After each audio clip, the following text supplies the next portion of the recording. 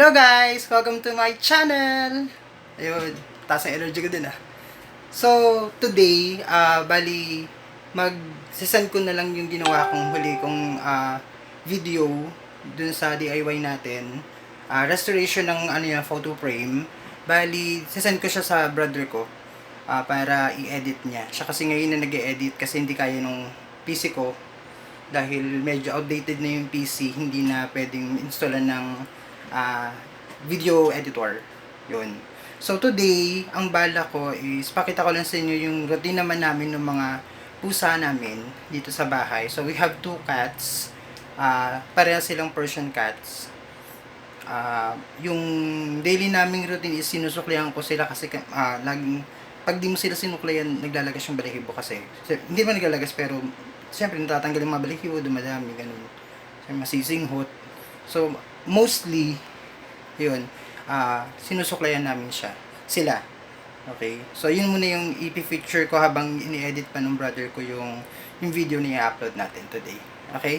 So, wait lang, pause ko lang sandali para i-set up ko lang yung camera. Okay? Yun. Hi guys! So, ito yung isang pusa namin. Yan. Ito si Tofi. Kasi, say hello, Tofi. Doon sa camera. Yan. First time niya din. First time niya mag-shoot ng video today. So, yung isa nandun sa baba. Kadalasan, kasi, dito kami sa kwarto hindi kasi sa labas, sa sala. So, dito kami ito yung bonding namin, kumbaga. Everyday ito, kailangan mo talaga silang suklayan para yung balahibo nila hindi nagkakalat.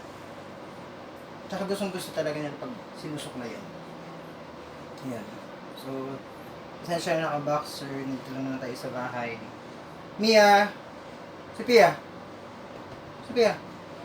Dito. Yan, this is Sophia. Si Sophia. So, blue eyes siya. Ay. Kita. Tingin ka dun sa camera, babe. Ayun na. Ayun na. Siguro i-focus ko na later. Yan. So, dito, pag nandito sila, kasama ko sila dito sa kwarto. Kasi bihira din sila lumalabas dyan sa may bakuran. Dahil ayaw din yata nila na mainit, hindi ko alam kung ano. Pero right now, hindi pa namin sila talaga napapag-grooming ulit. Kasi, yun nga, first hindi ako lumalabas din. Hindi ako lumabas. Then, pangalawa, hindi ko alam kung bukas yung grooming center dito malapit sa amin sa Bulacan. Sophia, dito. Come here.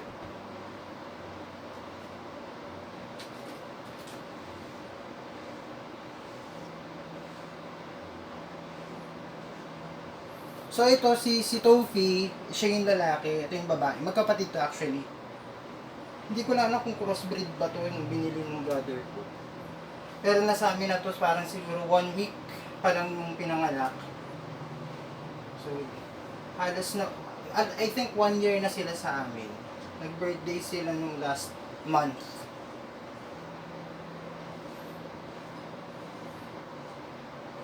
So sa kanila wala naman kaming problem kasi hindi sila katulad ng ibang pusa na talon ng talon. Sila ang gagawin lang nila is matulog. Ayan. Lilingkis lang sa'yo, ganyan. Lalo na si Tofi, mahilig siyang pumatong sa dibdib pag ano. And, ayan, kinukuha niya na. Ayan, pakita ko muna sa inyo guys. Kung, ayan, nakikita nyo. Ayan yung balahibo. Ayan yung balahibo nila.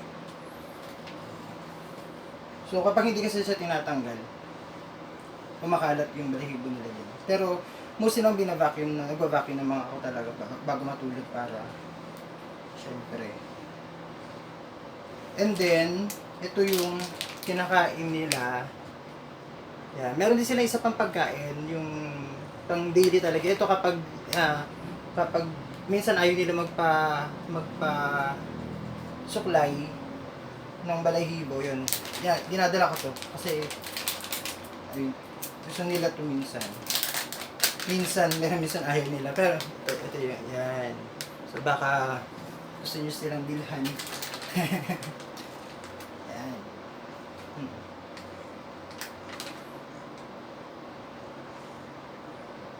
Hmm. Sophia.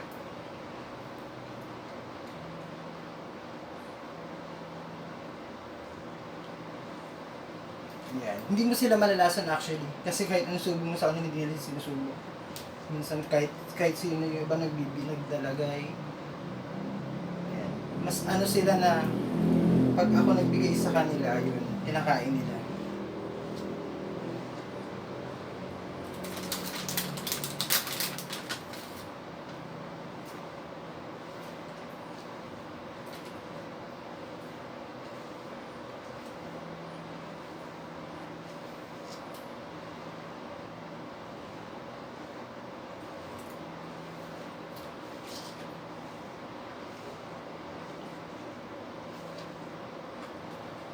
Ito pa.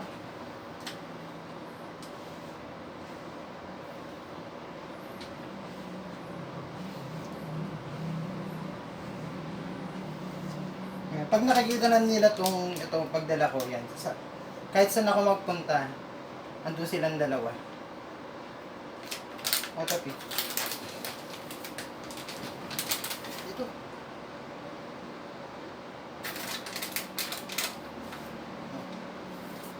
Yeah.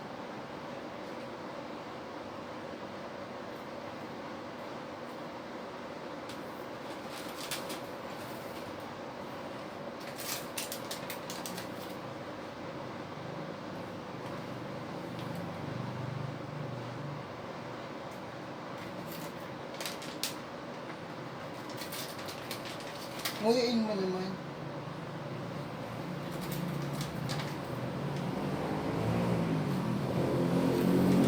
Then after nito guys, bali, iwan ko na sila dito pagkasuklay, tapos matutulog na lang yun eh. Mamaya pa sila lalabas.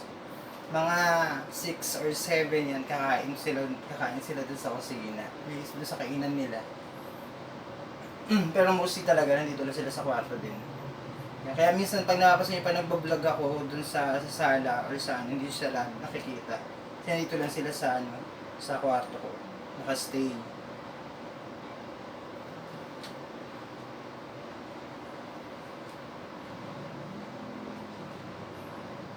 So si Mia medyo masungit.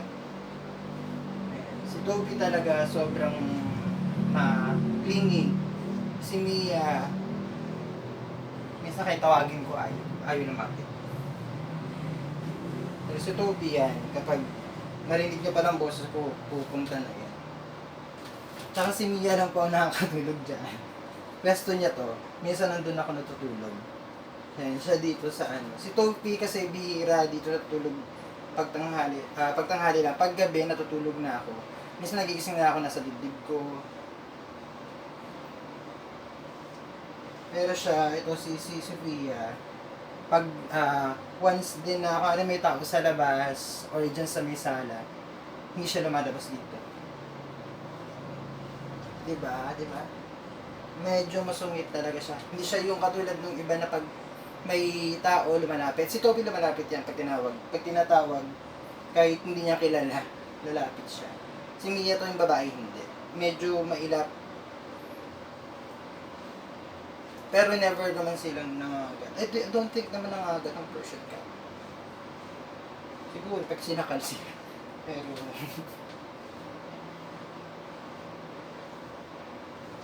so yan. So meron din kaming isang aso.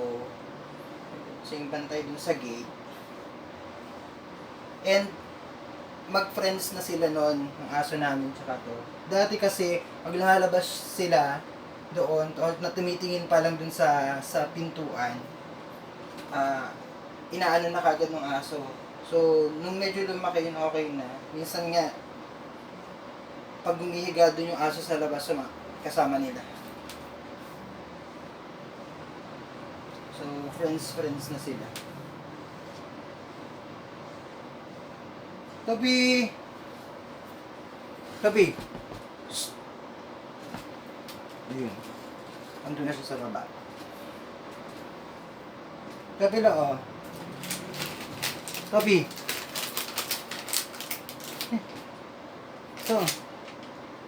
Dali. Shh. Dito. Mami.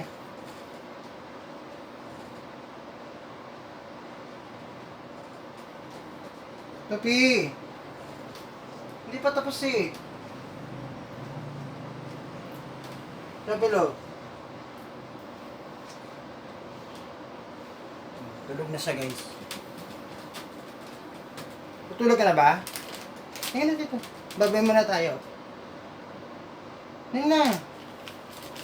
Wala, ayaw niya akong pansin. Yun. So, yun yung bonding namin daily. So, bisan lalaroin ko lang sila sa yarn. Ito, madalas ko itong inaano sa kanila. Ayan, gumawa ko ng parang feather. This is yarn eh. Ayan. Ito gusto na ito ni Mia.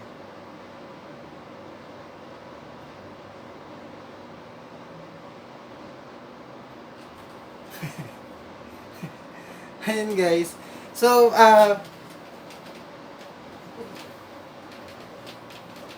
ayun. Gusto ko din muna magpasalamat dun sa mga bago kong subscribers. Thank you. We are 480 now.